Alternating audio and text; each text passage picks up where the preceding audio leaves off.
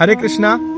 आज मैं हूँ गुप्त वृंदावन धाम जयपुर में। आज मैंने निर्माणाधीन जो राजस्थान का सबसे बड़ा टेम्पल बन रहा है, वहाँ पर मैंने श्री राम नाम से जो ईंट है, वो जो एक ईंट लगाकर मंदिर निर्माण में आप अपनी भूमिका निभाते हैं, मैंने वो थोड़ी निभाई।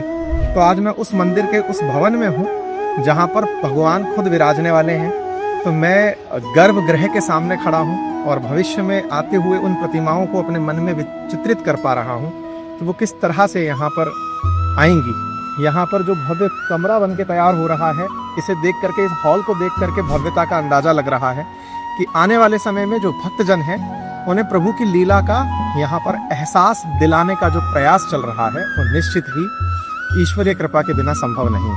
आप अगर चाहते हैं तो यहाँ के लाखों स्क्वायर फीट में बन रहे इस मंदिर में अपना योगदान देकर अपने आप को कृष्ण भक्ति के प्रति समर्पित रख सकते हैं। हरे कृष्णा।